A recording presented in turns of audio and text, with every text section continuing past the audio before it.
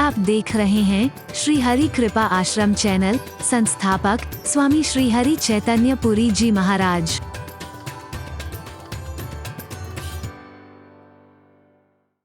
बंध गए हैं, आपको मजबूर करके कर्म का फल मिलेगा, ना चाहते हुए मिलेगा। अच्छे और बुरे से बंध गए आप, पाप और पुण्य से बंध गए आप, स्वर्ग और नरक से बंध गए हैं आप। अगर कर्तापन का अभिमान ना हो, मैं करने वाला कौन होता हूं, और ये खाली दिखावटी शब्द ना हो, परमात्मा का स्मरण करते हुए, परमात्मा का काम समझते हुए, परमात्मा का नाम लेते हुए और परमात्मा को ही समर्पित करते हुए कर्म कीजिए। मैं दावे से कह रहा हूं, आप अच्छे बुरे से, पाप पुण्य से, स्वर्ग नरक से मुक्त हो जाओगे पूरी तरह से। आपने प्रश्न किया है, ठीक है, मेरे को अच्छा लगा। आपने इतना सुनने के बाद क्योंकि बहुत विस्तृत व्याख्या की और मेरे साथ कोई पहलू छोड़ा नहीं था। एक ये पहलू छूट गया था, गलती मेरी है। हरि बोल। जो अच्छा बुलवाएं प्रभु बुलवा रहे हैं। मैं हमेशा कहता हूं, जो गलत हो गया वो मुझसे गलती हो गई होगी। आपने प्रश्न किया, अच्छा हुआ ये पहलू भी आ गया। आप कर्म फल के बंधन से मुक्त हो सकते हैं, कर्म के बंधन से मुक्त हो सकते हैं अगर कृतित्व अभिमान से रहित हो जाएं तो, कर्तापन के अहंकार से रहित हो जाएं तो, चाहे ज्ञान मार्ग को अपना करके, चाहे भक्ति मार्ग को अपना करके, किसी को भी अपना करके आप कर्तापन का अहंकार मत करिए। मैं कर रहा हूं, जहां आप इससे मुक्त हुए तो कर्म के बंधन से भी आप मुक्त हो जाएंगे, पाप पुण्य से मुक्त हो जाएंगे, अच्छे बुरे से मुक्त हो जाएंगे, स्वर्ग नरक से मुक्त हो जाएंगे। ठीक है, ऐसे ही ये सारी की सारी जो दुर्भावनाएं हैं, विद्वेष है, घृणा है, वैमनस्य है, इन सब से आप मुक्त हो सकते हैं अगर इसको अभिनय समझ लो तो। हरि बोल। या फिर इसे सपना समझ लो। कहते सब हैं लेकिन मानता कौन है, जानते सब हैं लेकिन मानते नहीं है। हरि बोल। बात वैसे, अरे यार दुनिया वैसे नाटक है यार, कर रहे हैं, ठीक है, चल रहा है। हरि बोल। अरे सब सपना है, सब बेकार है, कुछ नहीं है, कहते हैं हम लेकिन मानते नहीं है। हरि बोल। आप कहेंगे कि सपना आप कह रहे हो, तो सपना तो आदमी सोते हुए देखता है ना, जगा हुआ तो सपना नहीं देखता है। मैंने कहा फर्क इतना ही है, वो सपने आप सोते हुए देखते हो, लेकिन ये जगे हुए साथ समझते हो अपने आप को, लेकिन जगे हुए आप नहीं हो। फर्क इतना है, ये आंखें खुली हैं, जगे हुए से अपने आप समझ रहे हो, बाकी आप उस रात में ना सही, मोह की रात में, अज्ञान की रात्रि में सोए हुए हो और जगी हुई हालत में सपने देखने की कोशिश कर रहे हो। हरि बोल। तू अस विचार, हे निषाद राज, विषाद मत करो और रोष भी मत करो कि कैकेयी ने ऐसा कर दिया, कैकेयी ने ऐसा कर दिया, कैकेयी ने ऐसा कर दिया। मत रोष करो तुम, कोई कुछ नहीं कर सकता है। कैकेयी को अपना अभिनय मिला है, राम को अपना अभिनय मिला है, मुझको अपना अभिनय मिला है, सबको अपना अपना अभिनय मिला है। और इस संसार में जो कुछ दिख रहा है, जो कुछ सुना जा रहा है, जो कुछ मन से विचार गया, ये सब प्रपंच है, ये स्वप्न तुल्य है। सपने में कोई रंक राजा बन जाए, राजा रंक बन जाए, तो जागने पर न कुछ लाभ है न कुछ हानि है, ऐसा सोच करके रोष मत करो। हरि बोल। अस विचार नहीं कीजिए रोषु, काहू ही बाध देहु जन दोषु, काहू ही बाध देहु जन दो। बाद माने व्यर्थ में, व्यर्थ में किसी को दोष मत दो। उसने ऐसा हमारे साथ कर दिया, उसने ऐसा कर दिया, उसने ऐसा कर दिया। गहराई में जाओगे, कहीं ना कहीं अपने कर्मों का फल नजर आएगा, जो कुछ तुम्हें मिल रहा है। या फिर ये स्वप्न तुल्य है। ये सारी बातें भी हमारे दिमाग में आ जाएं तो सारी दुर्भावनाएं खत्म हो जाएंगी, सारे द्वेष खत्म हो जाएंगे।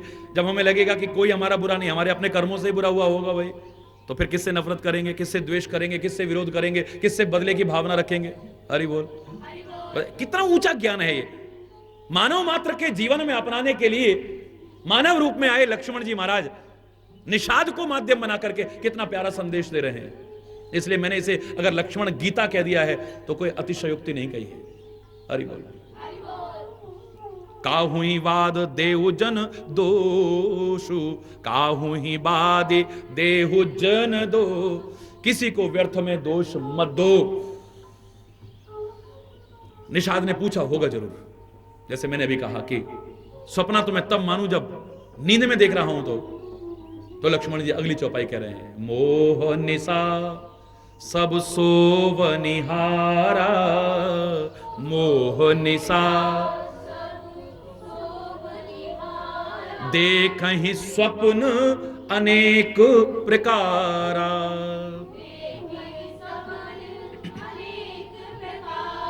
अरे उस नींद में ना सही, उस रात्रि में ना सही, लेकिन मोह रूपी रात्रि में सब सोए हुए हैं। मोह का तात्पर्य आसक्ति हो सकता है, मोह का तात्पर्य अज्ञान हो सकता है, मोह का तात्पर्य भ्रम हो सकता है। ये तीनों अर्थ मोह के। भ्रम रूपी रात्रि में सो रहे हैं हम लोग, अज्ञान रूपी रात्रि में सोए हुए हैं, या आसक्ति में सोए हुए हैं।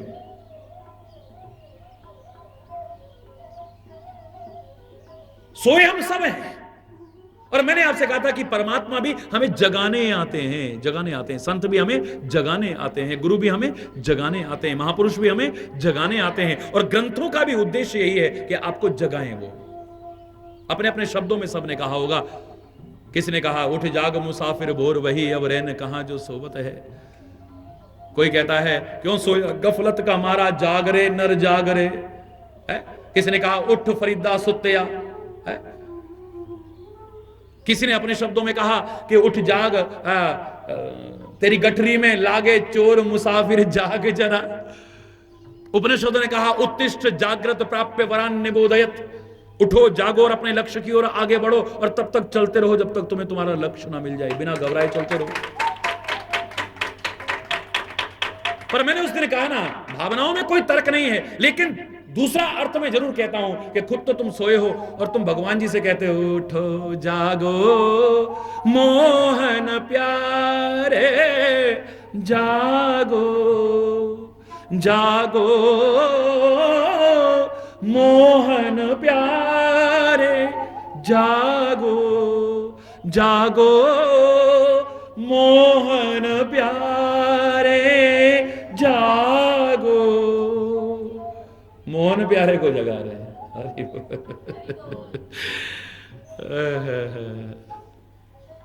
खुद सोए पड़े हैं, जगाएगा वो जो खुद जगा हुआ हो। चौकीदार जागते रहो तभी कहेगा जब खुद जगा रहेगा। जब सो जाएगा खर्राटे मारेगा तो वो बोलने लायक ही नहीं रहेगा कि जागते रहो। उसे फिर चौकीदार नहीं कहेंगे। एक बार मैंने कहा था ना आपसे, बहुत पुरानी बात है कि आज से 22 वर्ष पहले की बात बता रहा हूं। किसी ने पूछा संत महापुरुष बड़ा अपने आप को समझते हैं, खुद तो चौकियों पर बैठ जाते हैं, हमें जमीन पे बैठाते हैं। मैंने कहा बड़ा कहां समझते हैं, अपने आप को छोटा समझते हैं भाई। हरि बोल। लो हमें जमीन पे बैठाते हैं। मैंने कहा तुम जमीन पर बैठे हो भाई, तुम बहुत बड़े जमींदार हो, और वो तो चौकी पर बैठे हैं, चौकीदार हैं खाली। हरि बोल। है रामायण को रखा जाता है तो चौकी पर विराजमान करा जाता है, वेद पुराणों को रखा जाता है चौकी पर विराजमान करा जाता है, गुरु ग्रंथ साहब को रखा जाता है चौकी पर विराज। ये सारे चौकीदार हैं। ये हम सबको जगाने की कोशिश कर रहे हैं। दिखने में छोटा लग रहा है ये चौकीदार है, लेकिन जो खुद जग गया है और औरों को जगाने की कोशिश कर रहा है, उसकी दुनिया, उसके चरणों में तो सारी दुनिया झुकने को तैयार, और दुनिया का मालिक भी उसके चरणों में झुकने को तैयार रहता है।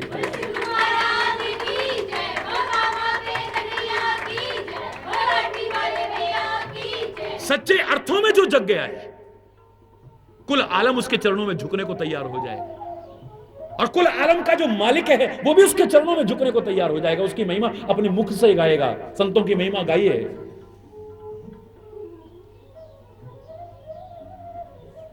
महापुरुषों की महिमा प्रभु ने गाई है, गुरु की महिमा को खुद प्रतिष्ठापित किया है। जो खुद जग गया है और औरों को जगाने की कोशिश कर रहा है। मैं कह रहा हूं न पढ़ा लिखा हो तो भी वेदवाणी उसके मुख की वाणी बन जाएगी। आपकी निगाह में कबीर बिना पढ़ा लिखा हो लेकिन जाग गया है और औरों को जगाने की कोशिश कर रहा है, उसके मुख का निकला एक एक वचन वेद वाक्य है, वेदों के बढ़कर के होगा, वेदों से कम नहीं हो सकता है।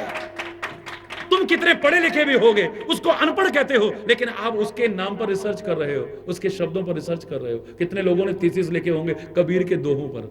हरि बोल। कितने डॉक्टरेट प्राप्त कर लिए होंगे, कितनों ने पीएचडी ले ली होगी उस कबीर की वाणी पर। हरि बोल। क्योंकि ये जागृति की महिमा है। जो जाग गया है सारी दिव्यताएं उसके जीवन में उतरने को तैयार हो जाती हैं, वेद उसके मुख से स्वयं निकलने को तैयार हो जाते हैं। हरि बोल। मोह निशा सब सोवनिहारा, मोह निशा देखहि स्वप्न अनेक प्रकारा, देखहि स्वप्न महाराजा जनक के गुरु बनने का अष्टावक्र को जो सौभाग्य मिला था, मात्र इतनी सी बात से तो था वो। क्या यही ज्ञान का सार नहीं था वो? महाराजा जनक ने एक प्रश्न पूछा है, हरि बोल, अगर उसका जवाब दे दिया तो मेरे गुरु बनने का सौभाग्य मिलेगा, और नहीं दिया तो कारागार में बंद कर दिए जाओगे। हरि बोल। सारे के सारे कारागार में ही जाने लगे विद्वान। एक अष्टावक्र आया जिसे देख करके सभा में बैठे बड़े बड़े विद्वानों ने मजाक उड़ाया था। कोई हीन भावना नहीं उसके मन में, 8 जगह से टेढ़ा है। हमारी जरा सी शक्ल, वैसा रंग साफ सुथरा ना हो, हमारे अंदर हीन भावना आ जाती है। हमारा कद जरा सा छोटा रह जाए, हमारे मन में हीन भावना आ जाती है। हमारे पास दूसरों जैसी गाड़ी नहीं है, हमारे पास हीन भावना आ जाती है। दूसरों जैसा मकान नहीं है, हमारे अंदर हीन भावना आ जाती है। दूसरों जैसे हम नहीं बन पाए, हमारे अंदर हीन भावना आ जाती है।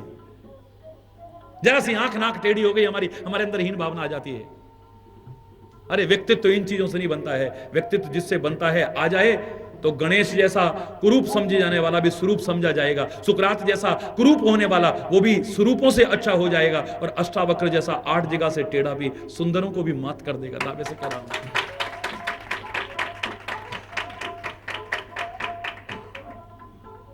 हरि बोल। मैंने कहा हमें तो नहीं लगता कि विद्वानों की सभा है, यहां पर तो चमड़े का काम करने वालों की सभा लग रही है। चमड़े का काम करना कोई बुरी बात नहीं है, मैं किसी का अपमान नहीं कर रहा, क्षमा चाहते हुए कहूंगा, लेकिन जो कथा है वो बता रहा हूं।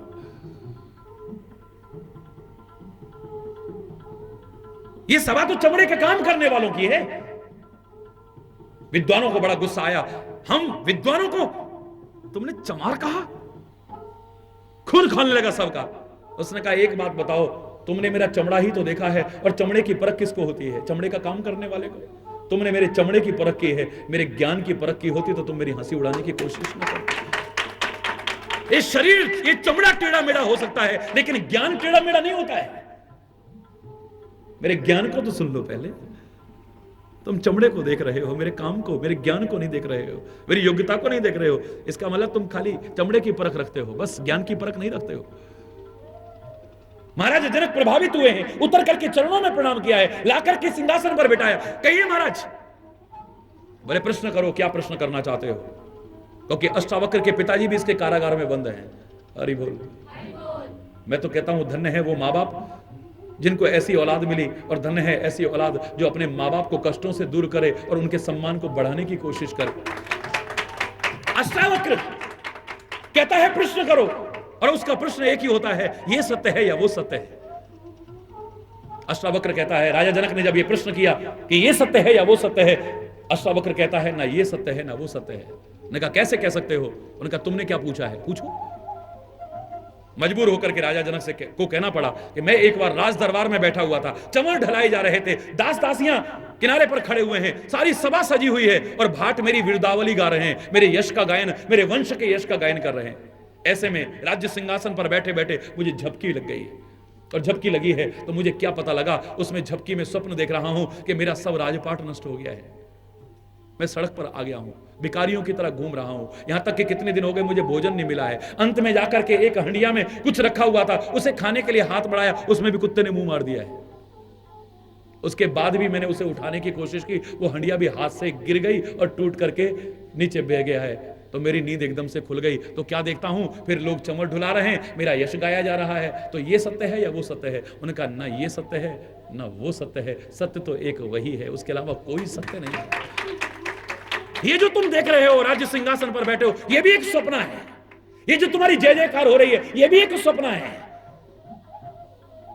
और वो जो तुमने सपने में फर्क कितना है, एक तुमने सोते हुए सपना देखा है, एक जगी हुई आंखों से सपना देख रहे हो, बस और कुछ नहीं है।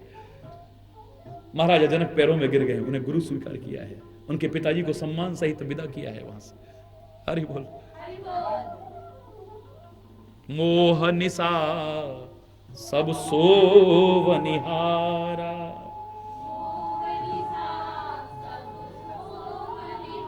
देखहि स्वप्न अनेक प्रकारा।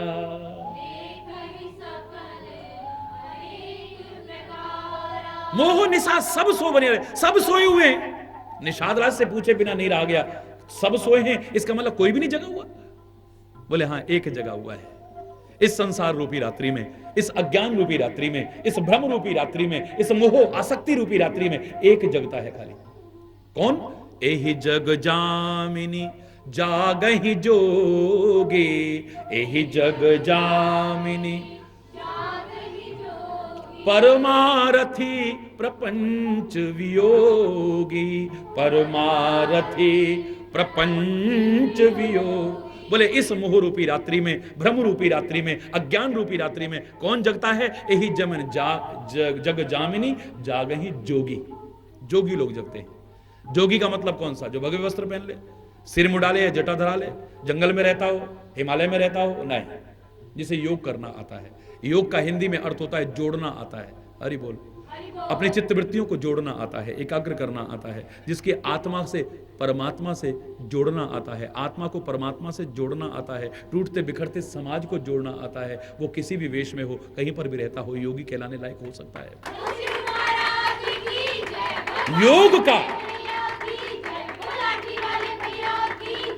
योग का तात्पर्य है जोड़ना, बिखरती हुई चित्तवृत्तियों को जोड़ना, टूटते बिखरते परिवार को, समाज को जोड़ना, आत्मा को परमात्मा से, बोलो ना, जोड़ना।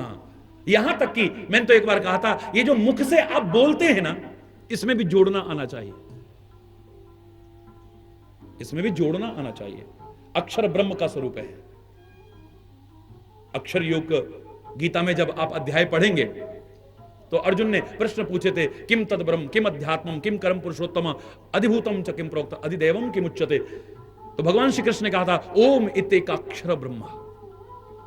ओम ये ब्रह्म का स्वरूप है, अक्षर। और मैं कहता हूं ओम ही नहीं, मैं तो कहता हूं हर अक्षर ब्रह्म है। अक्षर की परिभाषा ये है, जो कभी क्षर ना हो, जो कभी नष्ट ना हो, वही ब्रह्म कहला सकता है, चाहे कोई भी क्यों ना। अक्षर का तात्पर्य इसलिए कहते हैं कि जो हम बोल रहे हैं ये नष्ट नहीं होता है कभी, परमात्मा की तरह ये नष्ट नहीं होता है। ये वातावरण की कितनी भी परतों को पार करता हुआ चला जाए, लेकिन ये कहीं ना कहीं मौजूद रहता है। तभी वैज्ञानिक कोशिश में लगे हैं। अगर कृष्ण ने गीता बोली है तो कितनी भी आगे पहुंच गई हो वायुमंडल में, कहीं ना कहीं मौजूद होगी। और वो ऐसी मशीनें बना रहे हैं कि उसे पकड़ने की कोशिश कर रहे हैं। परमात्मा की दी बुद्धि और विवेक का इस्तेमाल करके वो दिन आएगा कि वो परमात्मा के मुख की वाणी को भी पकड़ करके दिखा सकते। हो सकता है ऐसा, क्योंकि उसकी कृपा से कुछ भी असंभव नहीं। तभी तो कहते हैं जो आप बोलते हो उससे एक वातावरण बनता है। आप लड़ाई झगड़ा करते हो, माहौल अलग ही बन जाता है।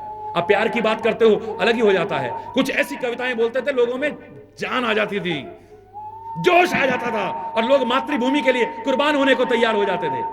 तुम्हारे कहने पर कोई थप्पड़ खाने को तैयार नहीं होगा। और लोग कुछ ऐसा बोलते थे, शब्दों को ऐसा जोड़ करके बोलते थे, लोग हंसते हंसते फांसी का फंदा तक गले में डालने को तैयार हो जाते थे। ये शब्दों को भी जोड़ना आना चाहिए। अक्षर माना कि ब्रह्म का स्वरूप है, लेकिन इन्हीं अक्षरों को जोड़ करके मेरे प्यारे बच्चों गालियां बनती हैं। इन्हीं अक्षरों को जोड़ करके प्रभु के नाम बनते हैं। इन्हीं अक्षरों को जोड़ करके गंदा अश्लील साहित्य बनता है। इसी अक्षरों को जोड़ करके सत साहित्य बनता है। इन्हीं अक्षरों को जोड़ जोड़ करके वेद, पुराण, ग्रंथ, कुरान, बाइबल इत्यादि को बनाए गए हैं। इन्हीं अक्षरों को जोड़ करके भक्ति गीत बनाए जाते हैं, राष्ट्र गीत बनाए जाते हैं, राष्ट्रभक्ति के गीत बनाए जाते हैं, गुरु भक्ति के गीत बनाए जाते हैं, गीत और कविताएं बनाई जाती हैं, और अश्लील और फूहड़ गीत भी इन्हीं अक्षरों को जोड़ करके बनाए जाते हैं। अक्षर को ये अलग अलग नहीं है। इन्हीं अक्षरों को जोड़ करके कुछ आप ऐसा बोलते हो कि हंसता खेलता वातावरण कटुता परिपूर्ण हो जाता है, कलह कलेश पैदा हो जाता है, अशांति पैदा हो जाती है, विरोध पैदा हो जाता है, नफरत पैदा हो जाती है, विद्वेष पैदा हो जाता है। इन्हीं अक्षरों को जोड़ करके कुछ आप ऐसा बोलते हो, लड़ाई खत्म हो जाती है, युद्ध की संभावना टल जाती है, प्यार पैदा हो जाता है, सद्भावना पैदा हो जाती है, एकता पैदा हो जाती है। ये अक्षर भी जोड़ना हमको आना चाहिए। इन्हीं अक्षरों को जोड़ करके आप प्यार पैदा कर सकते हो, कुछ ऐसा बोलोगे, और इन्हीं अक्षरों को जोड़ करके कुछ ऐसा बोलोगे कि एक सेकंड में दुश्मनी पैदा हो जाएगी। इन्हीं अक्षरों को जोड़ करके आप कुछ ऐसा बोलोगे, सदियों पुराना आपका संबंध एक क्षण में खत्म हो जाएगा। और इन्हीं अक्षरों को जोड़ करके कुछ ऐसा बोलोगे, सदियों पुरानी दुश्मनी आपकी एक सेकंड में खत्म हो जाएगी। बोलिए, शांति में अशांति पैदा कर सकते हैं, अशांति में शांति पैदा कर सकते हैं। इन्हीं अक्षरों को जोड़ करके आप कुछ ऐसा बोलोगे, इन्हीं अक्षरों को जोड़ करके आप अमृतमय वाणी बना सकते हैं, इन्हीं अक्षरों को जोड़ करके जहर उगल सकते हैं आप। अक्षर भी जोड़ना हमको नहीं आता है, अपनी चित्तवृत्तियों को हम नहीं जोड़ पा रहे हैं। अपने परिवार को नहीं जोड़ पा रहे हैं, मोहल्ले को नहीं जोड़ पा रहे हैं, लोगों को नहीं जोड़ पा रहे हैं। असली योगी वही है जो अंतर्मुख होकर के अपनी बिखरी हुई बहिर्मुखता के कारण चित्त वृत्तियों को समेटने की कोशिश करता है, जोड़ने की कोशिश करता है, जो समाज को बांटने के लिए, तोड़ने के लिए जोड़ने की कोशिश करता है। ना पहने हो उसने भगवे वस्त्र, ना बढ़ाई हो जटा, ना सिर मुंडवाया हो, ना कोई तिलक छापे लगाए हो, ना कोई वही आडंबर करता हो। मैं कह रहा हूं सच्चा योगी वही कहलाने लायक हो सकता है, दूसरा नहीं हो सकता है। ये जाग गया है अब, और कोई आवश्यक नहीं। अभी तक आपको अगर लगे कि तुम सोए हो तो अब जग जाओ, जब जाग जाओ तब सवेरा है। बीती ताही विसार दे आगे की सुदिले, जब तुम्हें गलती का एहसास हो जाए तब सुधर जाओ ना। कोई भी क्षण हमारे जीवन को सुधारने के लिए पर्याप्त है, अंतिम क्षण भी जीवन को सुधारने के लिए पर्याप्त है। वर्तमान का एक एक क्षण बहुत महमूल। हो चुका छोड़ो। मैंने तो आपसे एक बार कहा था, याद होगा, don't cry on split milk. महिला वो समझदार नहीं है, अरे दूध उबल गया, अरे दूध उबल गया, जो ऐसा कहती है दूध को उबलते देख करके। समझदार महिला वो है जो उबल गया सो उबल गया, बाकी को तो उतार लेनी, तो ये भी उबल जाएगा। Don't cry on split milk. उस पर मत चिल्लाओ, दूध उबल रहा है, अरे दूध उबल रहा है, दूध उबल गया भाई, दूध। ये समझदार महिला नहीं है, मूर्ख महिला है। आपसे कहा था, learn from past, think for future but live in present. भूतकाल में हो चुकी गलतियों को सुधारो, उनसे प्रेरणा लो, अपनी गलतियों से प्रेरणा लो, औरों की गलती से प्रेरणा लो। भविष्य के लिए योजना चाहे बनाओ, लेकिन वर्तमान में जीना सीख लो। जिसने वर्तमान को सुधार लिया है उसका सब सुधर गया है, याद रखना। ये वर्तमान सबसे महत्वपूर्ण काल है। आप इसके बारे में विस्तार से सुन चुके हैं, मैं पुनरावृत्ति नहीं कर रहा हूं, लेकिन प्रसंग आ रहा है तो कर रहा हूं। बहुत विस्तार से इसके बारे में बोल चुका हूं मैं। ये भूतकाल भी कभी वर्तमान ही था, क्योंकि वर्तमान ने ही भूतकाल बनना है। वर्तमान का ये क्षण थोड़ी देर बाद भूतकाल बन जाएगा। अभी महाराज जी बोल रहे हैं, एक क्षण बाद कहोगे महाराज जी बोल रहे थे। ये वर्तमान भूतकाल बनेगा, और भविष्य का जो अगला क्षण है, अभी थोड़ी देर में महाराज जी बोलेंगे, अब कहोगे बोल रहे हैं। ये भविष्य थोड़ी देर में वर्तमान बनेगा। भविष्य ने वर्तमान बनना है और वर्तमान ने भूतकाल बनना है। ये वर्तमान को अगर सुधारते चले गो तो आपका भूतकाल भी सुधरता गया और भविष्य भी सुधरता गया। बोलिए, सब कुछ वर्तमान पर निर्भर करता है। भविष्य के लिए योजना चाहे बनाना, लेकिन वर्तमान में जीना सीख लेना। और मैं तो कहता हूं, भविष्य की लंबी चौड़ी योजनाओं से वर्तमान में किया हुआ छोटा सा भी श्रेष्ठ कार्य कहीं अच्छा है। भविष्य में हम एक अन्न क्षेत्र खोलेंगे, हजारों लोगों को निःशुल्क भोजन कराएंगे, और वर्तमान में दरवाजे पर एक भिखारी आया, 2 रोटी के टुकड़े नहीं दिए, उसे दुत्कार के भेज दिया, तो धिक्कार है तुम्हारी योजनाओं पर। भगवान हमें इतना दे, हम सारी दुनिया के नंगों को वस्त्र पहना देंगे। योजना बड़ी अच्छी है, लेकिन वर्तमान में तुम्हारा पड़ोसी ठंड में ठिठुर रहा है, उसके पास पहनने को कपड़े नहीं है, तुम्हारे घर में फालतू कपड़े हैं, 2 कपड़े उसे न दे पाए, तो धिक्कार है तुम पर। वर्तमान नहीं सुधारा तो कुछ नहीं सुधारा। इसके संबंध में भी मैंने आपको बताया था, कॉलेज में मैंने चंद पंक्तियां लिखी थी जब कॉलेज में पढ़ा करता था, कि जो सोचता बस भविष्य की है, वह वर्तमान भी खोता है।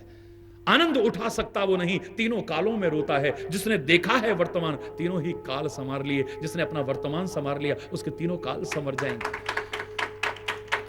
अगर तुम्हें अब लग रहा है कि हम भी सोए हुए थे, मोह रूपी रात्रि में सोए थे, आसक्त थे हम, क्योंकि संसार को नहीं छोड़ना है, संसार की आसक्ति को छोड़ना है। हरि बोल। संसार को छोड़ के जाओगे भी कहां? बोले जंगल में चले, वो भी संसार में ही आता है। हिमालय की गुफा में चले जाएंगे, वो भी संसार में चलाता है।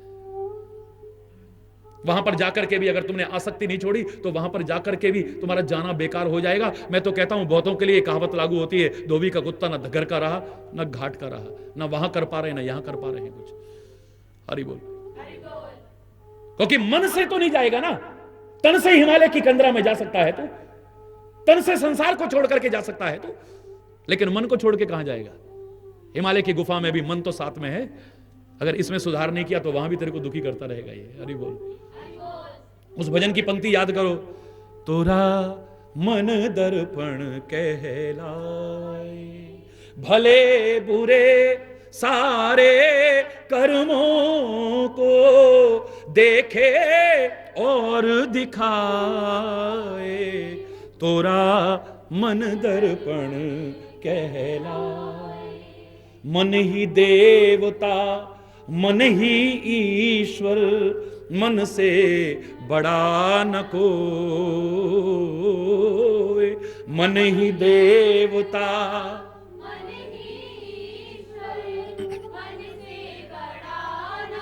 मन उजियारा जब जब फैले, जग उजियारा हो।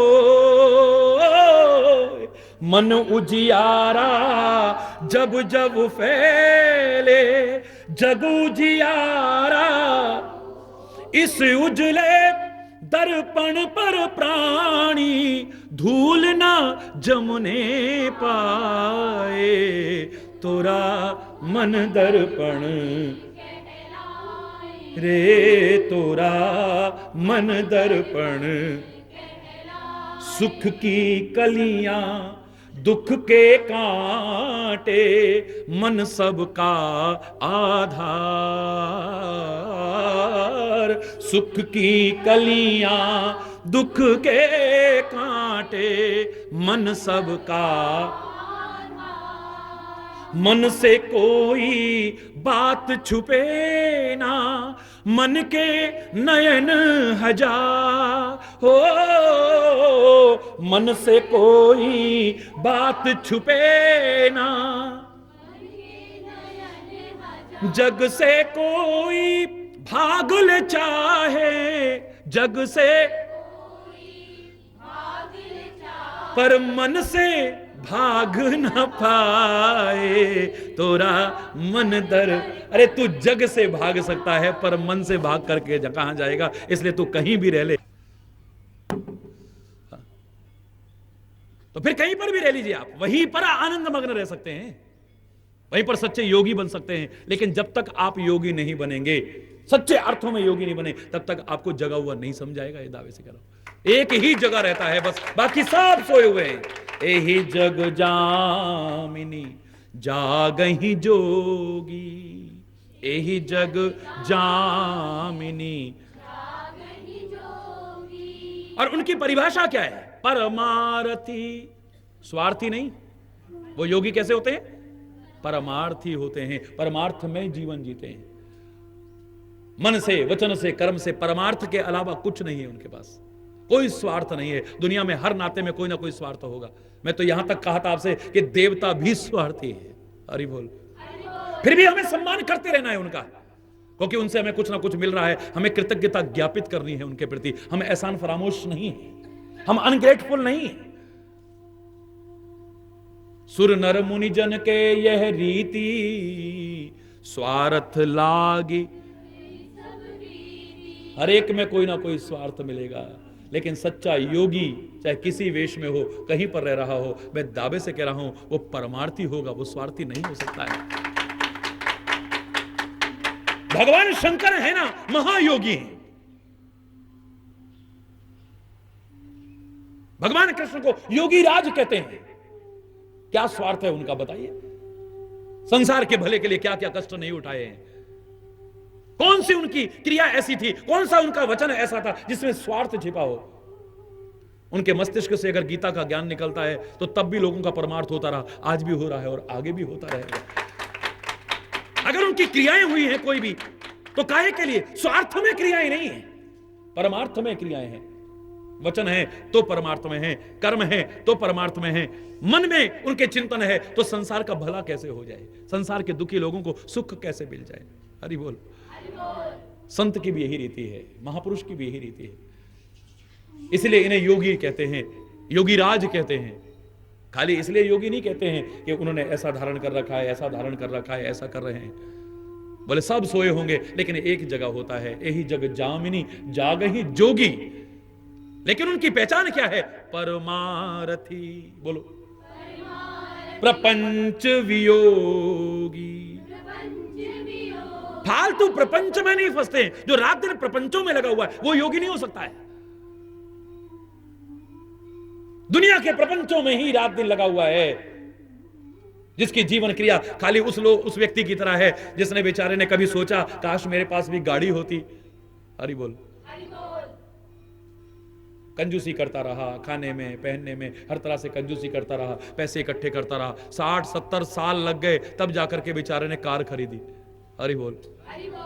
अब को काम भी करता है कोई तो इसलिए करता है क्योंकि उसकी मरम्मत भी करानी है, उसमें पेट्रोल भी डालना है। हरि बोल। और सुबह सुबह उठ के उसको खूब रगड़ता है, धोता है, चमकाता है खूब, फिर ले जाता है, डीजल पेट्रोल डाला, वापस लाके खड़ी कर देता है, और दिन भर जो कर रहा है उसी के लिए कर रहा है, उसका आनंद नहीं ले पा रहा है। हरि बोल। तो हम भी क्या करते हैं, इतनी मुश्किल से जाकर के हमें ये, अब इसे कार कह लो, हालांकि कार कहना बेकार है, कार मिली, बस सुबह उठते ही इसको नहाना, नहलाना, चमकाना, पॉलिश रगड़ रगड़ के करना, और फिर इसमें पेट्रोल डालना, और सारा दिन जो कर रहे हैं खाली इसी के लिए, और अपने जिनके हैं उनके अंदर पेट्रोल डालने के लिए कर रहे हैं। अगर इसका जीवन का आनंद नहीं ले पाते हो, सच्चा सुख नहीं ले पाते हो, तो उसकी तरह मूर्ख हो। उसको लोग कहेंगे मूर्ख, अरे सारा जीवन तूने लगा दिया, इतने कष्ट उठाए, तब जाके कार खरीदी है, अब 2 सेकंड कम से कम घूम करके तो देख, दुनिया की सैर तो करके देख, तेरे को तो फुर्सत ही नहीं है, 24 घंटे इसी कार की रगड़ाई में और इसी का पेट भरने में लगा हुआ, इसके अलावा तेरे को कोई काम नहीं, खाली यहीं तक सीमित रहा, तूने इसका आनंद तो कुछ नहीं उठाया। सैर कर दुनिया की गाफिल, जिंदगानी, बोलो ना, फिर कहां जिंदगानी कर रही तो ये नौजवानी। इसका अर्थ गलत मत लगाइएगा। देख तो इस दुनिया में परमात्मा ने क्या कुछ बना रखा है, लेकिन उस प्रपंच में मत फंसना अपने आप, प्रपंच में मत फंसाना अपने आप को। सैर कौन करेगा? जो प्रपंच में लगा होगा। एक दिन के लिए जाएगा, अरे चलो यार पता नहीं पीछे से अब दुकान का क्या हो रहा होएगा, पता नहीं भैंस दूध भी दे रही है कि नहीं यार वो बेटे ने आना था, पता नहीं आया है नहीं आया है, कोई दिक्कत तो नहीं हो रही है, उधर से एक वो ये काम भी अधूरा था। जो प्रपंच में रात दिन लगा है वो सैर क्या करेगा, बोलो ना। है जीना भी एक कला है बहुत बड़ी, जीना भी हर एक को कहाँ आता है। बोले मियाँ रोते क्यों? बोले सूरत ही ऐसी है, हर टाइम ऐसी मुसीबतें पाल रखी हैं कि चेहरा लटका ही रहता है, मस्ती है ही नहीं, सुरूर है ही नहीं। महापुरुषों को देखिए, तुम्हारे लिए रात दिन कष्ट उठाते हैं और फिर भी मुस्कुराते रहते हैं। कौन सा नशा है वो? कौन सी मस्ती है वो? कौन सा सुरूर है? कौन सा योगी जगा हुआ है जो परमारथी, बोलो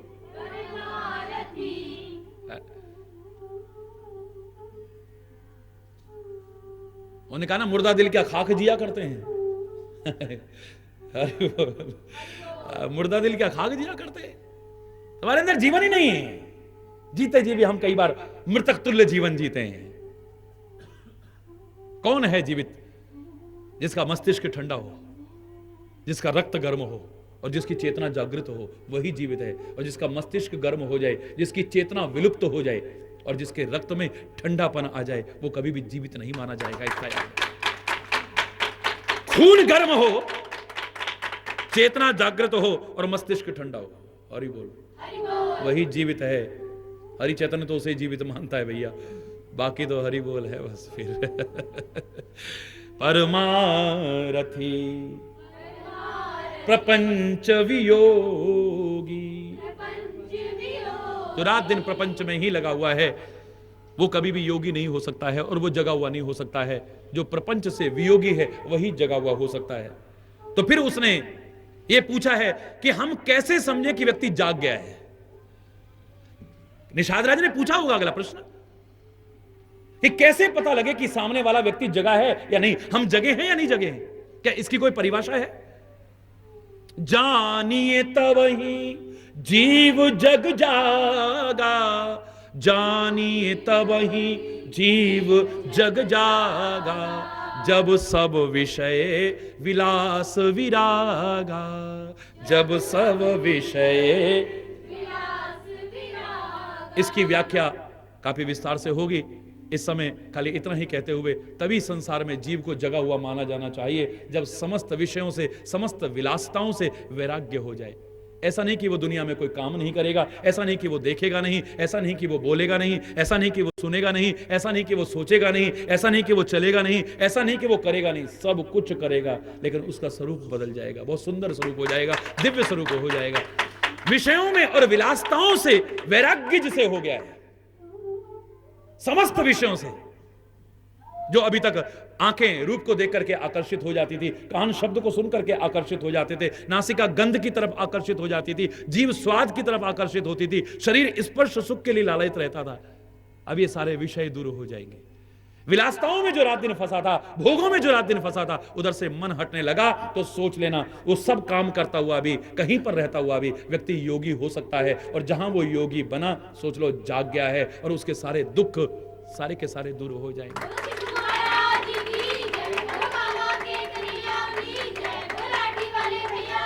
वो अर्जुन को उपदेश को सुन करके सच्चा निषाद बन जाएगा, और जहां सच्चा निषाद बना उसका सारा विषाद दूर हो जाएगा, संताप दूर हो जाएगा, दुख दूर हो जाएगा। बहुत विस्तार से इसकी व्याख्या प्रभु की कृपा से आगे करने की कोशिश करेंगे। आज यहीं पर यदि कोई गलत शब्द निकला हो उसके लिए क्षमा चाहता हुआ अपनी वाणी को विराम दूंगा। बोलो वृंदावन बिहारी। धर्म की, अधर्म का, प्राणियों में, विश्व का, गौ माता की, भारत माता की, गंगा माता की, संत समाज की, भारत की देवियों की, भक्त समाज की।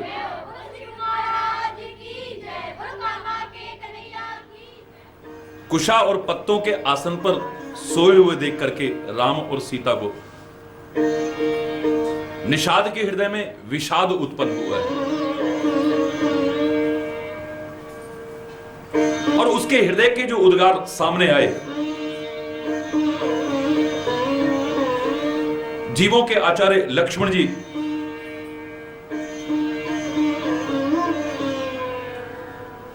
हृदय में विचार करते हैं कि कभी ऐसा ना हो कि निषाद का जो इतना प्यार है, इतनी भक्ति है, इतनी श्रद्धा है, इतनी आस्था है श्री राम के प्रति, वो कभी समाप्त हो जाए। और किसी के प्रति भी दुर्भावनाएं आना एक भक्त के लिए, एक संत के लिए उचित नहीं है।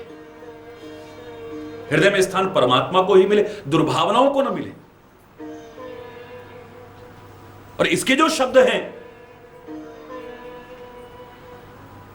कैके नंदनी मंदमती कठिन कुटिलपन कीन, जेहि रघुनंदन जानकी सुख अवसर दुख दीन। तो अज्ञानता का परिचय है, हृदय में दुर्भावनाएं किसी के प्रति भी आए, यह भी उचित नहीं है। और अगली जो बात इसने कही है, इससे तो श्री राम के प्रति भी इसके मन में कभी शंका पैदा हो सकती है। विस्तार से आप लोग कई दिन से सुन रहे हैं। यह कह रहा है कि श्री राम और सीता जो आज वनों में कष्ट उठा रहे हैं, कर्म प्रधान सत्य कहें लोगों, लोग सत्य ही कहते हैं कि कर्म प्रधान है। आज तो नहीं है हृदय में, लेकिन कभी पैदा हो सकती है। तो श्री राम ने ऐसे कौन से बुरे कर्म किए होंगे जिसके बदले में उन्हें कष्ट उठाना पड़ रहा है? कभी शंका पैदा हो, संशय पैदा हो, और इसकी भक्ति, इसका प्यार, इसकी श्रद्धा खत्म हो जाए, क्यों ना इसका उपचार पहले से कर दिया जाए।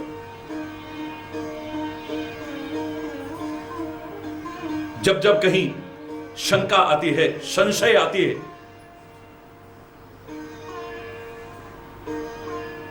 तब सामने जो समझाने वाला है एक ऐसा संदेश देता है जिसे हम गीता भी कह सकते हैं। अर्जुन के संशय को दूर करने के लिए, मोह को दूर करने के लिए, अज्ञान को दूर करने के लिए श्री कृष्ण ने गीता सुनाई है, कुरुक्षेत्र में सुनाई है, महाभारत की उस युद्ध के दौरान सुनाई है। तो श्री राम ने विभीषण के मन के संशय को दूर करने के लिए लंका की युद्ध भूमि में सुनाई है, जिसे राम गीता कहते हैं। अनेक गीताएं हैं इस रामचरितमानस में, इससे पूर्व भी कई हैं, लेकिन प्रमुख गीताएं 5 जो मानी जाती हैं हमारे आचार्यों की भावना से और मेरी भावना से, ईश्वर की कृपा से जो हृदय में भाव उत्पन्न होते, उन 5 प्रमुख गीताओं में से यह पहली गीता है, लक्ष्मण गीता, जिसे आप विस्तार से सुन रहे हैं। ऐसे शब्द कहे हैं ज्ञान भक्ति और वैराग्य से परिपूर्ण कि निषाद का सारा विषाद दूर हो गया है। और मैं दावे से कह रहा हूं और कहता रहा हूं आपसे और फिर कहूंगा कि अगर आपने भी इसे सुन करके मनन करके जीवन में अपना लिया तो आपके जीवन के भी सारे विषाद समाप्त हो गए। विस्तृत व्याख्या आपने एक एक शब्द की बहुत सुनी है। इस गीता में भी प्रमुख 18 पंक्तियां हैं और उस गीता में भी 18 अध्याय हैं। और मैंने आपसे कहा था कि एक एक पंक्ति एक एक अध्याय से कम नहीं है, उसे कम करके मत आंकिएगा। और जैसे आपने विस्तृत व्याख्या सुनी है, बिल्कुल ठीक उसी तरह से 3 भागों में विभक्त किया जा सकता है इस गीता को, कर्म, भक्ति और ज्ञान। कर्म से प्रारंभ की, हल्का सा एक बार उन पंक्तियों को दोहराने की कोशिश करते हैं खाली। काहू न को सुख दुख कर दाता,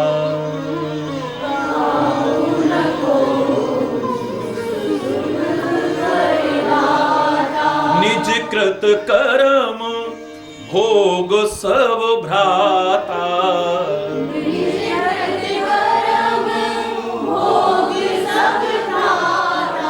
वहां 6 अध्याय में कर्मयोग को लिया है और यहां अगर मैं कह दूं कि एक पंक्ति में ही वो 6 अध्याय समाहित हैं तो कोई अतिशयोक्ति नहीं। कर्म ही प्रधान है, लेकिन कर्म सब कुछ नहीं है। कर्म को प्रधान कहा है, जैसा मैंने हमेशा कहा है कि मुख प्रधान है। आंखें ना हो तो मैं जीवित रह सकता हूं, कान ना हो मैं जीवित रह सकता हूं। आंख और कान दोनों ना हो जो चेहरे के प्रमुख अंग हैं, मात्र मुख के रहते मैं जीवित रह सकता हूं, इसलिए मुख को प्रधान कहूंगा। लेकिन इन अंगों का महत्व ही ना हो, यह कहना तो मूर्खतापूर्ण चिंतन होगा, अल्पज्ञता परिपूर्ण चिंतन होगा।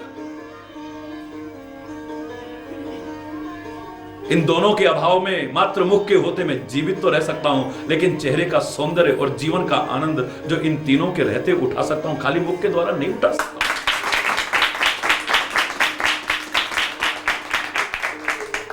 और विस्तार से व्याख्या कर्म के बारे में करने के बाद मैंने आपसे ये कहा था कि दुख सुख के प्रदाता परमात्मा नहीं है, हमारे अपने कर्म है जो हम करते हैं। हम जो कष्ट उठाते हैं अपने कर्मों के कारण उठाते हैं।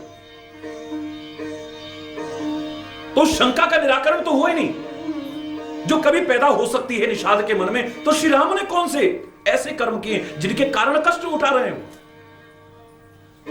यहां मैंने आपसे कहा था कि हृदय में एक भाव उत्पन्न होता है लोगों के जीवन को देखने के बाद, अपने अनुभव के आधार पर, घटनाओं को देखने के बाद,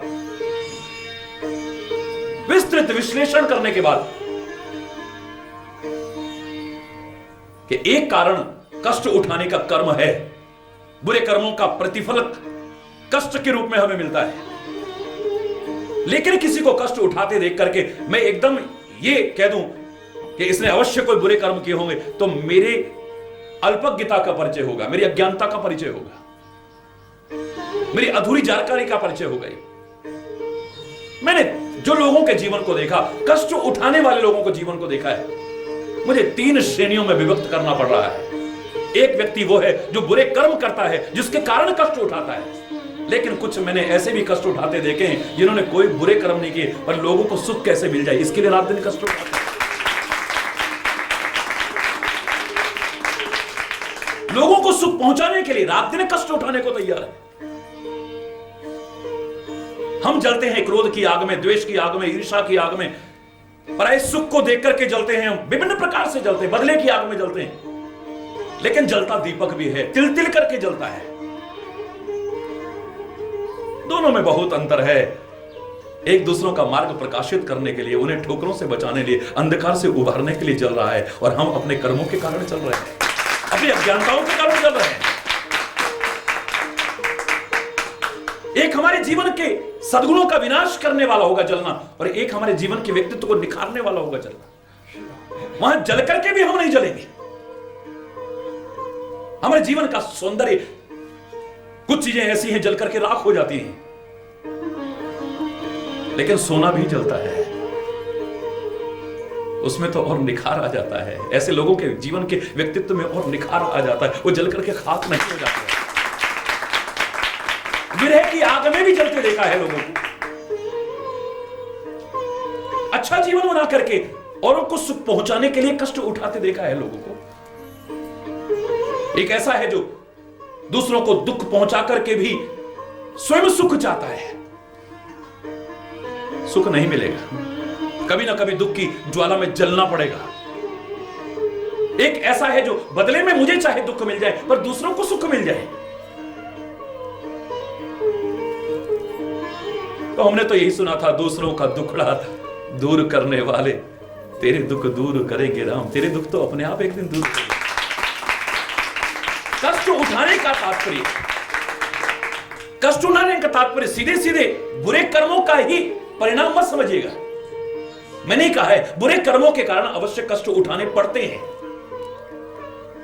लेकिन मैं कह रहा हूं आपको, किसी को कष्ट उठाते देख करके एकदम से निर्णय मत कीजिएगा कि इसने अवश्य कोई बुरे कर्म किए होंगे।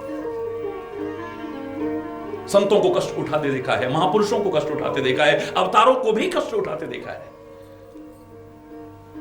गुरु गोविंद सिंह ने इतने कष्ट उठाए कौन से बुरे कर्मों के कारण? गुरु तेग बहादुर ने इतने कष्ट उठाए कौन से बुरे कर्मों के कारण? महावीर स्वामी महात्मा बुद्ध इतने कष्ट उठा रहे हैं कौन से बुरे कर्मों के कारण? बड़े बड़े संतों महापुरुषों ने इतने कष्ट उठाए कौन से बुरे कर्मों का? शहीदों ने इतने कष्ट उठाए कौन से बुरे कर्मों के कारण? आपको सुख मिल जाए इसके लिए रात दिन कष्ट उठा रहे हैं, तो दूसरी श्रेणी में मैं उन्हें रखने की कोशिश कर रहा हूं। एक बुरे कर्मों के कारण कष्ट उठाते हैं, दूसरा किसी को सुख पहुंचाने के लिए कष्ट उठाते हैं, और तीसरा जो मुझे नजर आया अपने व्यक्तित्व को निखारने के लिए कष्ट उठाते हैं, जीवन में कुछ पाने के लिए, कुछ बनने के लिए कष्ट उठाते हैं। जिसके लिए एक शायर ने कहा है, मिटा दे अपनी हस्ती को अगर कुछ मर्तबा चाहे, कि दाना खाक में मिलकर गुलो गुलजार होता है। अगर तू जीवन में कुछ बनना चाहता है तो उसके लिए तेरे को कष्ट भी उठाने पड़ेंगे, उनसे बच करके तू आगे नहीं चल सकता है। और उन दुखों में अगर तू घबरा गया, कुछ नहीं बन पाएगा, कुछ नहीं पा सकेगा, तो इतिहास के पन्नों में सिमट करके रह जाएगा, स्वर्णिम अक्षरों में तेरा नाम नहीं लिखा जाएगा कभी। आज इन महापुरुषों को अगर मात्र एक स्थान का सम्राट नहीं, जन जन के हृदय का सम्राट भी कह दिया जाए, तो इसलिए कहा जाता है इन्होंने कष्ट उठाए हैं, अपने व्यक्तित्व के निखारने के लिए कष्ट उठाए, कुछ पाने के लिए, बनने के लिए कष्ट उठाए, और दूसरों को सुख पहुंचाने के लिए कष्ट उठाए। अपने बुरे कर्मों के कारण इन्होंने कष्ट नहीं उठाए।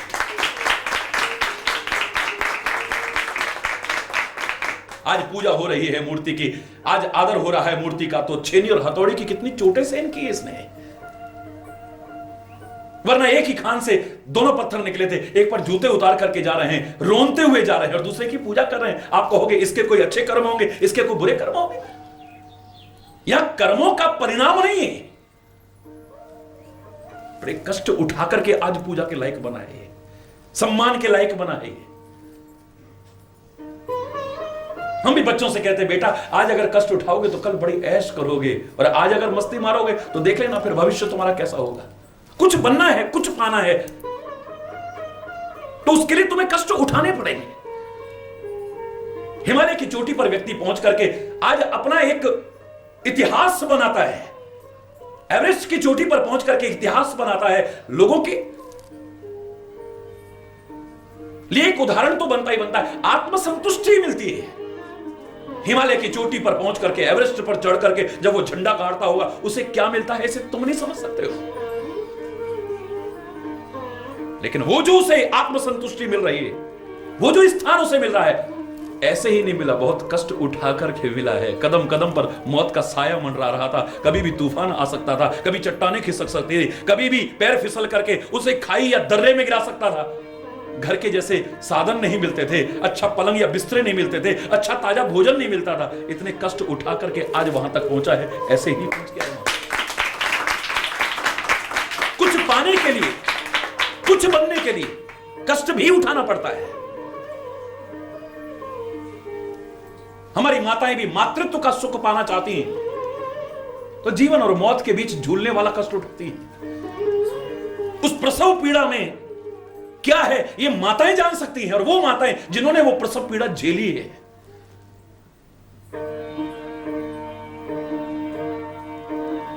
क्या उसमें वेदना है, क्या पीड़ा है, असह्य है, जीवन तक जाने की नौबत आ जाती है।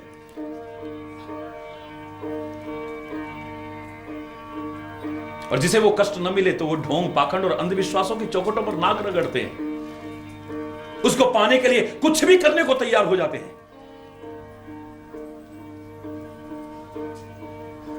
कुछ पाने के लिए कष्ट उठाने पड़ते हैं। 3 प्रकार के जो लोग मैंने देखे, एक बुरे कर्मों से कष्ट उठा रहे हैं, एक किसी को सुख पहुंचाने के लिए कष्ट उठा रहे हैं, और एक कुछ पाने के लिए और जीवन में कुछ बनने के लिए, अपने व्यक्तित्व को निखारने के लिए कष्ट उठा रहे हैं।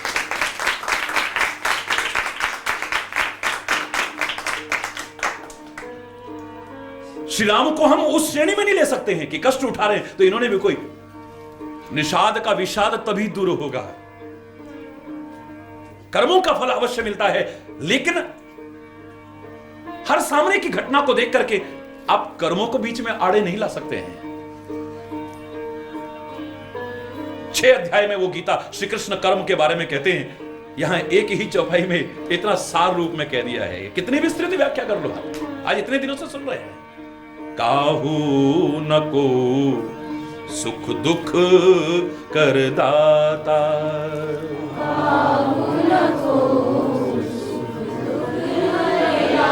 निज कृत कर्म भोग सब भ्राता।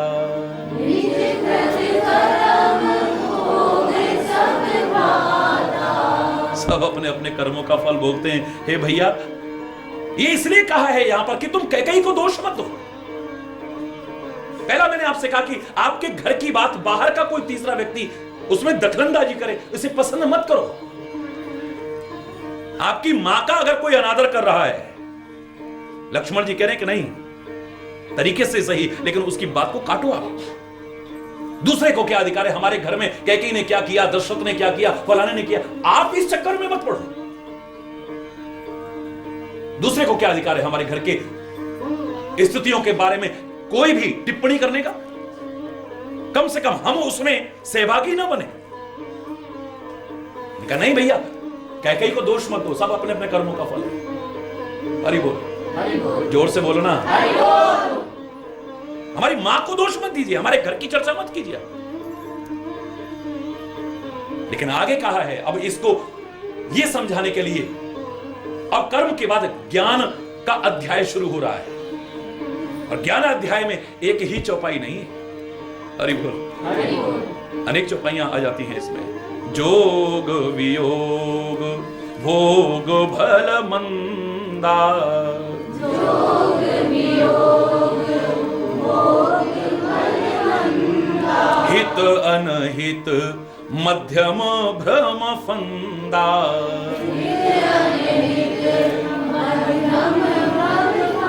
जन्म मरण जह लगी जग जालू,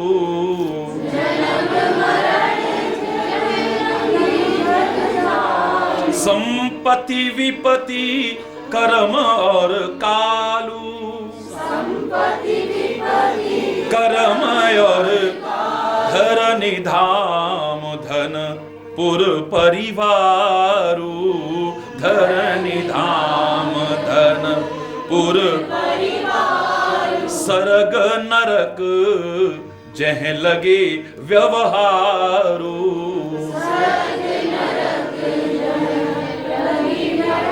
देखिए सुनिए गुनिए मन माही, गुनिए मोह मूल परमार्थ नाई। विस्तृत व्याख्या आप सुन चुके हैं इसके, हल्का सा इशारा कर रहे हैं। इस ज्ञान का सार यही है जो हमारे उपनिषदों का सार तत्व है। ब्रह्म सत्यम जगन मिथ्या, ये ब्रह्म ही सत्य है, बाकी संसार सब मिथ्या है।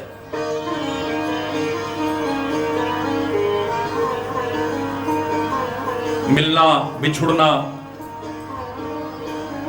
हित अनहित, या जो बीच के लोग होते हैं जो ना हितैषी में है ना बुरा करने वालों में है, मध्यम, ये सारे ब्रह्म के फंदे हैं। हे निषाद राज, ये जो कुछ तुम्हें दिख रहा है, जो तुम सुन रहे हो, या तुम्हारा मन भी जो विचार करता है, ये सब असत्य है। सत्य इसमें कुछ भी नहीं। जन्म मरण जहलक जग जालू, संपत्ति विपत्ति कर्म और कालू, ये जितना कुछ तुम्हें दिखाई दे रहा है, धरणी यानी पृथ्वी, धाम, घर, धन, पुर परिवारू, ये सारा का सारा जितना है, ये सब मिथ्या है, असत्य है, सत्य जैसा लग रहा है। अब आप कहेंगे हम कैसे मान ले? माया की परिभाषा भी यही है। मां का तात्पर्य है नहीं। मां संस्कृत में नहीं को कहते हैं।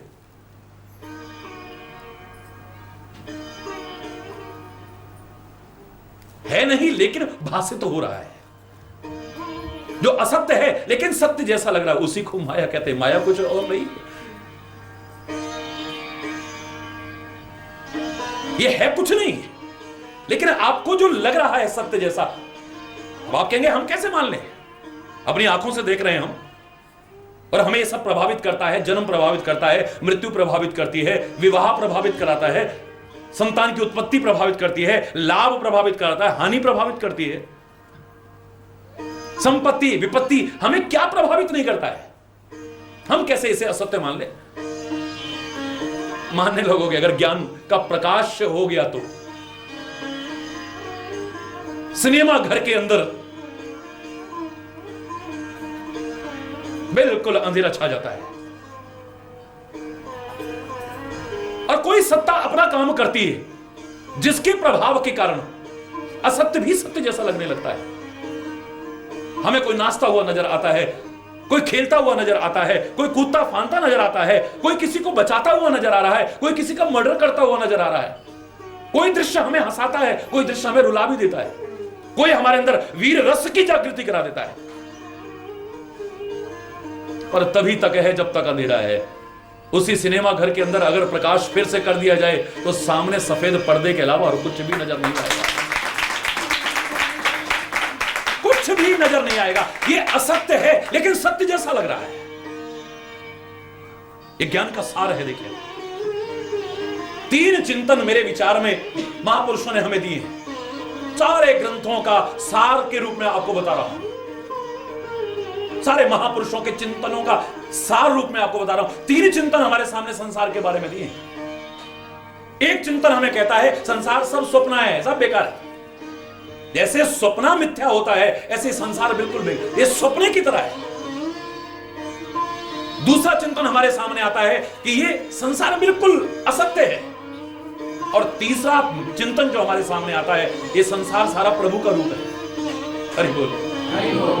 ये जितना हमारे मन में घृणा आती है, द्वेष आता है, विरोध आता है, ईर्ष्या आती है, बदले की भावना आती है, विभिन्न प्रकार की दुर्भावनाएं आती हैं, इन तीनों के आते ही समाप्त हो जाएंगे। अगर मैं इसे प्रभु का रूप मान लूं तो निज प्रभु में देखे ही जगत, फिर कैसन करे विरोध, फिर किससे विरोध करूंगा? अगर सर्वत्र मेरे को परमात्मा तत्व नजर आने लगा तो मेरे सारे के सारे विकार विकृतियां सब खत्म हो जाएंगे। और अगर मेरे अंदर ज्ञान का प्रकाश हो गया है, मैं इसे असत्य मान रहा हूं, ये सब झूठ है ये, तो फिर प्रभाव काहेगा पड़ेगा। और सपना है तो ये तभी तक प्रभावित करेगा जब तक मैं सोया हूं। जैसे ही जागूंगा तो जैसे सपने का प्रभाव समाप्त हो जाता है, जगते ही सारा प्रभाव खत्म हो जाएगा। अच्छा प्रभाव है तो, बुरा प्रभाव है तो सब समाप्त हो जाएगा। सपने में एक राजा भिखारी बन गया है, रो रहा है बेचारा, पर रोना धोना तभी तक है। उसका राज्य छिन गया है, उसका सब कुछ छिन गया है, तब तक रोना धोना है जब तक सोया है। जैसे ही जागेगा तो सारा दुख समाप्त हो गया है। और एक भिखारी राजा बन गया है सपने में, बड़ा गर्व अनुभव कर रहा है, बड़ी खुशी हो रही है, पर ये खुशी कब तक की है? जब तक सोया है। जैसे ही जागेगा ना खुशी उसके अंदर सुख अहंकार नहीं लाएगा, और दुख भी उसको प्रभावित नहीं कर सकता। जागते ही सारा का किसी ने मेरी गर्दन काट दी और सपने में मैं कह रहा हूं छोड़ूंगा नहीं इसको। अरे सपने में मैं देख रहा हूं किसी ने मेरी गर्दन काट दी है, मेरे मन में बदले की भावना आ गई। किसी ने मुझे गाली दे दी, मेरे मन में बदले की भावना आ गई। लेकिन जैसे जागूंगा मुझे शर्म आएगी अपने ऊपर कि फलां आदमी के बारे में बेकार में ऐसा सोच रहा था। ये सब कुछ जो दिख रहा था ये स्वप्न ही था, कुछ नहीं है बाकी। अगर इसे असत्य मान ले तब प्रभावित नहीं करेगा, स्वप्न मान ले तब प्रभावित नहीं करेगा, और अगर परमात्मा का स्वरूप मान ले तो जीवन का नक्शा ही कुछ और होगा।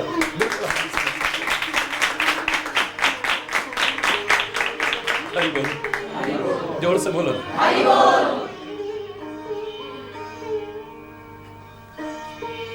इसी ज्ञान की अगली सीढ़ी में, अगले सोपान में, उसी चिंतन को लक्ष्मण जी महाराज निषाद को समझा रहे हैं। सपने होए भिखारी नृप, सपने रंक नाक पति हो,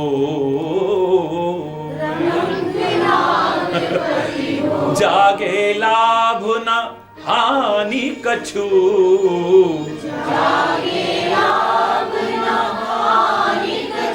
तिमि प्रपंच जिए जो।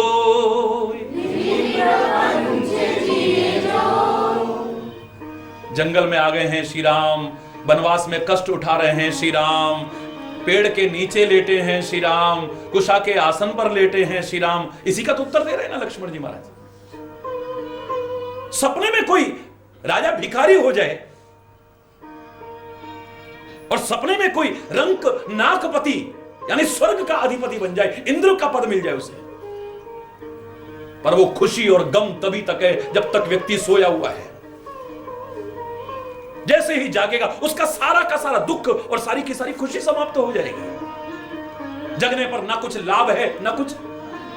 हरि बोल। अभी तो कहते हैं संत महापुरुषों का जीवन क्या, आए की खुशी नहीं, जाएगा गम नहीं। हरि बोल।